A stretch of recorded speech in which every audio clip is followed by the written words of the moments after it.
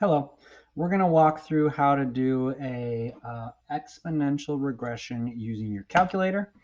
And then in a separate video, I'll walk you through how to do it on Microsoft Excel, which is much better. But this problem on the homework requires you to do it on a calculator, and it wants this specific format. So as discussed in class at some point, a regression is a curve that best fits some given data. So we're given these 6 data points. We're not really told what they are, but just when x is 0, y is 14. So if you visualize a scatter plot of these points, so it's just 6 points on a graph, there's going to be some curve, and we're told it's an exponential curve. This is an exponential model that best goes through those 6 points. Now, how we define best is complex, and to do this by hand would be insanely complex, but to do it with technology is pretty easy. So we're just saying build a model to model this data, and then the most useful use of that model is to use it to predict the future, basically. Predict, okay, well then when x is 12, what will y be? When x is 20, what will y be? So the first part of this is to just enter this data into your calculator using a list. And that takes a teensy bit of setup, but I will walk you through it. So there's your calculator. There's a chance it asks for something called a coefficient of determination. So you may have to do something in your calculator where you turn diagnostic on. You may not have to do this, but if for whatever reason it's not turned on now, it would be a pain to figure out. So just bear with me through this part. So you're going to go to catalog down here, second, the blue thing. We want to go to diagnostic on. So the quickest way to do that is to scroll down to the D's, not even scroll down. If you see these green letters here, capital A, B, C, D, E, F, G, H, you don't even have to hit alpha. If you just hit the D button, so that's the X inverse button, it'll take you to the D's, so that saves you a little bit of scrolling time. But we still have to scroll down diagnostic on. Once we get that coefficient of determination, they call it, I'll tell you how to interpret it. Okay, so that's done. Okay, so we have to enter those 6 points in basically a spreadsheet. So there is, if you see these lists here under the stat button, we're going to go to stat and we're going to punch those values in. So you're going to go to stat, edit, and you'll see that this is basically going to take you to like an Excel spreadsheet. Okay, so we want to enter the X values in one list and the Y values in another list. And since you probably don't have anything in here already, best practice would just be to enter the X values into L1 and enter Y values into L2. When we go to do the regression, that's what it's going to default to. So if you enter them somewhere else for some reason, you just have to tell it, okay, I want you to use this list for the X's and this list for the Y. So again, if you don't have anything in here already, just do what I'm doing. Okay, so the X values are 0, 2, 4, 6, 8, 10. So we're just going to enter those into the first list.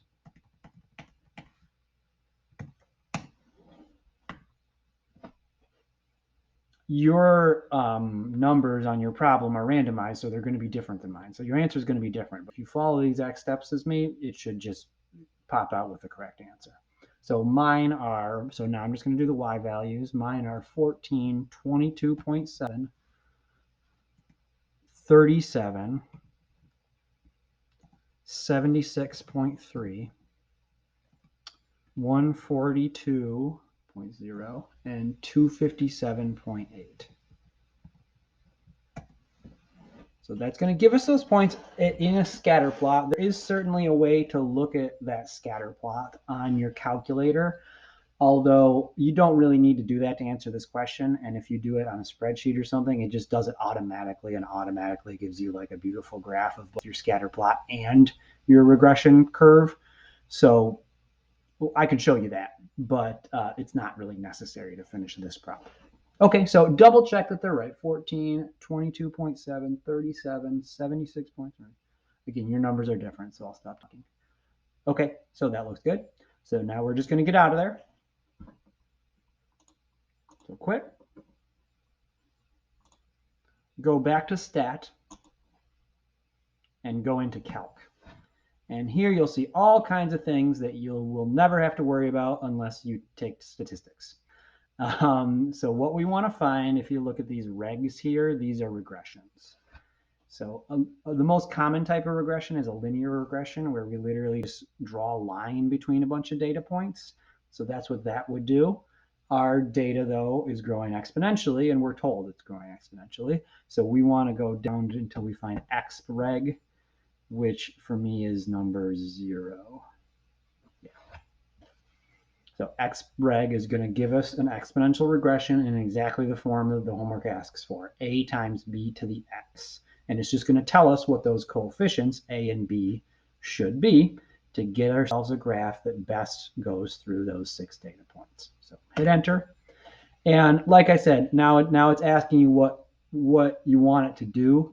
But if you punch your data into L1 and L2, you should just be fine. If you didn't, you'd have to go down here. You see these little blue L1, L2, L3, L4, L5. You just have to go to second and tell it, no, actually, I want you to look at L4 and L5 or something instead. But for the rest of us, we should just be able to scroll down to calculate. So all the rest of this stuff is just going to pop up automatically. So that's going to give us A and B. And it's going to give us what we call the R. You can just call it the R squared. So the coefficient of determination is a score, and it's a score that tells you how good your model is, and it's just a number that should be close to 1. So if we did that right, it should be. Okay, so that's our model. Our model is of the form a times b to the x, where a is 12.818 and b is 1.3458. So just real quick, let me jot down those, like what you should enter for your model, like what it just told us. So it is telling us that our model is, 1 second.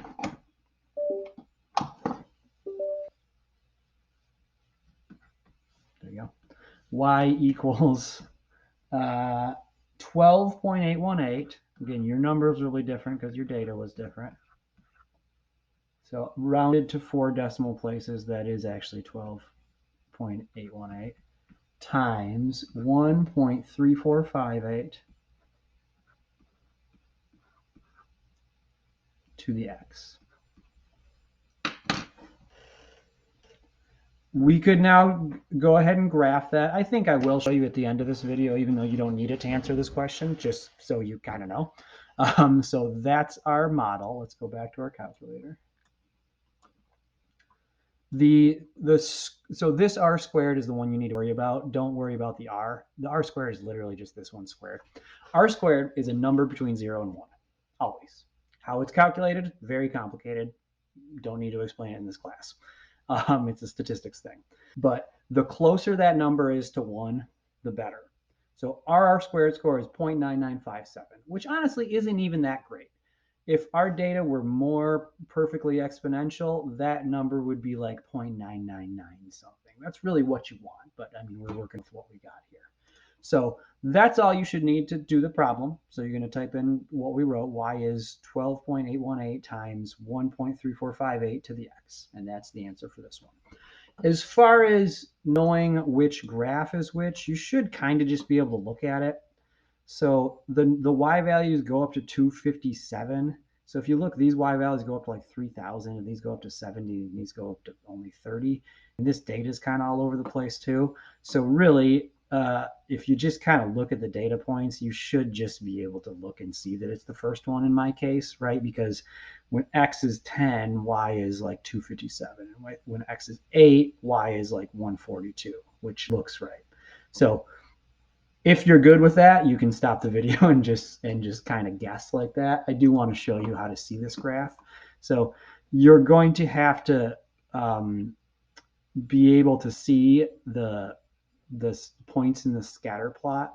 So if you see the stat plot up here, go to stat plot, and you have to turn this first one on. Now mine must already be on because I've been doing this kind of stuff.